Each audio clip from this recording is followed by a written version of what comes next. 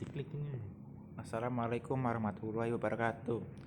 Kami dari kelompok 5 ingin mempresentasikan hasil diskusi kami tentang memahami perjuangan bangsa Indonesia dalam mencapai dan mempertahankan kemerdekaan, yang disusun oleh Azra Altaraf Hasanah, April Pamungkas, Yang Aifidiana, dan Niko Firmansyah.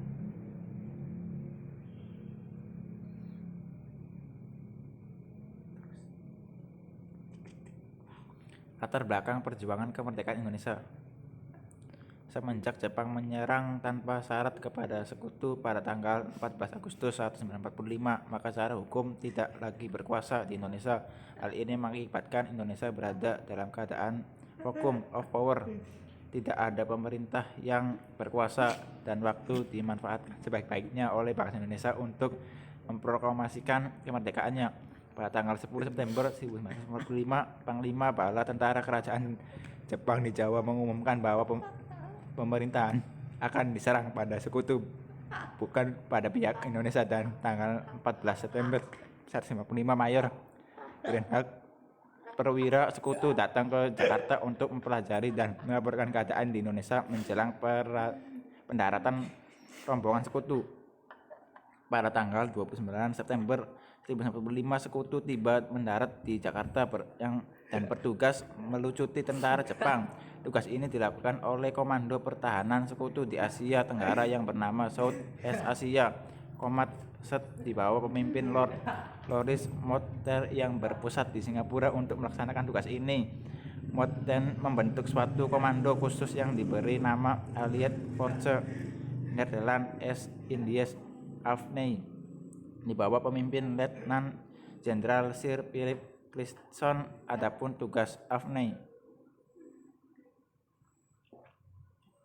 sementara daerah-daerah Indonesia lainnya dipegang tentara Australia turut bergabung dalam tentara sekutu. Awalnya rakyat Indonesia menyambut gembira kedatangan tentara sekutu, namun ketika diketahui bahwa tentara sekutu membawa nikah Edelan Ides Civil Administration yang ingin mengakan kembali kekuasaan kolonial India Belanda, rakyat Indonesia mengambil sikap bermusuhan.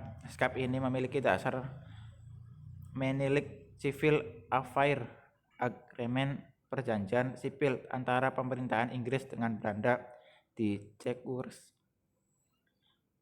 dekat London tanggal 24 Agustus 1945 menyebutkan yang diperbolehkan mendarat di Indonesia hanyalah tentara Inggris. Bentuk perjuangan bangsa Indonesia dalam mempertahankan kemerdekaan. 1. Perjuangan fisik, perjuangan bersenjata.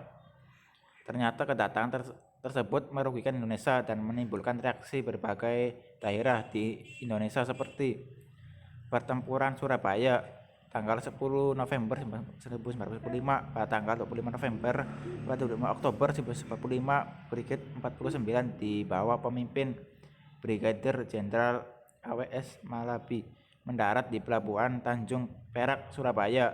Brigadir ini merupakan bagian dari Divisi India ke-23 di bawah pemimpin Jenderal D.J. Watford.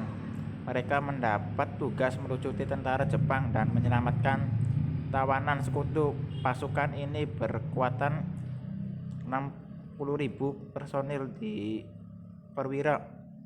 perwiranya kebanyakan orang-orang Inggris dan prajuritnya orang-orang Gurkha dan Nepal yang telah berpengalaman perang. Rakyat dan pemerintah Jawa Timur di bawah pemimpinan Gubernur R.M.T.A. Suryo semula enggan menerima kedatangan sekutu. Kemudian antara wakil-wakilnya pemerintah RI dan Brigjen PAWS. Pada tanggal 26 Oktober 1945, pasukan sekutu melanggar kesepakatan, terbukti melakukan penyergapan ke tentara Kalisok. Mereka akan membalaskan para tawaran Belanda, di antaranya adalah Kolonel Huier. Tindakan ini dilanjutkan dengan penyebaran pamflet yang berisi pemerintah agar rakyat Surabaya menyerah senjata-senjata mereka. Surabaya TKR bertekad untuk mengusir sekutu dari bumi Indonesia dan tidak menyerah senjata mereka. Kontak senjata antara rakyat Surabaya melawan Inggris. terjadi pada tanggal 27 Oktober 1945. Para pemuda dengan perjuangan yang gigih dapat melumpuhkan tang-tang sekutu dan berhasil menguasai objek-objek vital.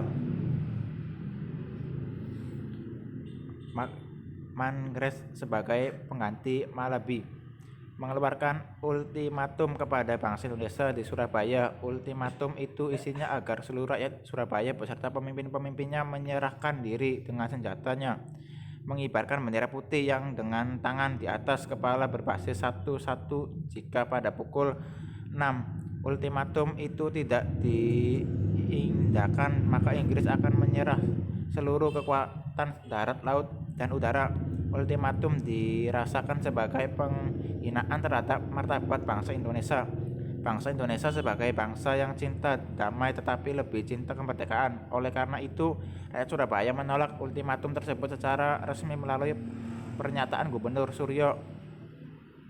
Karena penolakan ultimatum itu maka meletuslah pertempuran pada 10 September 1945 melalui siaran radio yang dipancar dari JL Mawar nomor 4. Bung Tomo membakar semangat perjuangan arek-arek Surabaya. Kontak senjata pertama terjadi di Perak sampai pukul 18. Pasukan sekutu di bawah pemimpinan Jenderal Pangres menggerahkan 1 divisi infanteri sebanyak 1.000 sampai 1.500 orang dibantu tembakan dari laut oleh kapal perang penjajah serta pesawat tempur Mosquito dan Tudebrol. Pertempuran Ambarawa.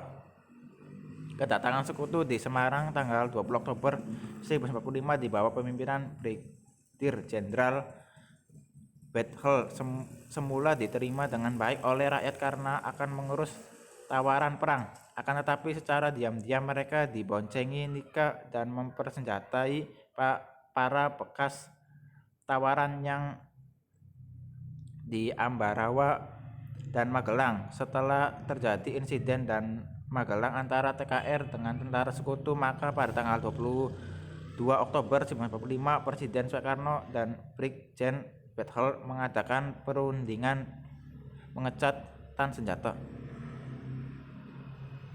Pertempuran Bandung Lautan Api. Pada tanggal 17 Oktober 1945 pasukan sekutu mendarat di Bandung. Pada waktu itu para pemuda dan pejuang di kota Bandung sedang gencar-gencarnya merebut senjata dan kekuasaan dari tangan Jepang. Oleh sekutu, senjata dari hasil pelucutan tentara Jepang supaya diserahkan kepadanya. Bahkan pada 21 November 1945 sekutu mengeluarkan ultimatum agar kota Bandung bagian utara dikosongkan oleh pihak Indonesia paling lambat tanggal 29 November 1945 dengan alasan untuk menjaga keamanan. Oleh para pejuang ultimatum tersebut tidak diindahkan sehingga sejak saat itu sering terjadi insiden dengan pasukan-pasukan sekutu. Pertempuran 5 dari hari di Semarang. Pada tanggal 15 sampai 20 Oktober 1945 di Semarang terjadi pertempuran hebat antara perjuangan Indonesia dengan tentara Jepang. Peristiwa ini diawali dengan adanya dasar-dasar bahwa cadangan air minum Candi Semarang dihancurkan oleh Jepang. Untuk membuktikan kebenarannya, Dr. Karyadi, Kepala Laboratorium Pusat Rumah Sakit Rakyat, melakukan pemeriksaan. Pada saat melakukan pemeriksaan ditembak oleh Jepang sehingga gugur. Dengan gugurnya Dr. Karyadi, kemarahan rakyat khususnya pemuda tidak dapat dihindarkan dan terjadinya pertempuran yang menimbulkan banyak korban jiwa. Untuk mengenang peristiwa itu di Semarang didirikan Tugu Muda untuk mengenang jasa Dr. Karyadi diabaikan menjadi nama sebuah rumah sakit umum di Semarang. Pertempuran Marga di Bali. Muncul Puputan Margana sendiri bermula dari perundingan Linggarjati pada 10 November 1946. Belanda melakukan perundingan Linggarjati dengan pemerintah Indonesia. Salah satu dari perundingan Linggarjati adalah Belanda mengakui secara fakto Republik Indonesia dengan wilayah kekuasaan yang meliputi Sumatera, Jawa, Madura. Selanjutnya Belanda dirumuskan sudah meninggalkan daerah de facto paling lambat 1 Januari 1949. Terima kasih. Cukup sekian dari kelompok kami, kurang lebihnya kami mohon maaf. Wabillahi taufik wal hidayah. Wassalamualaikum warahmatullahi wabarakatuh. Mister. Aku kira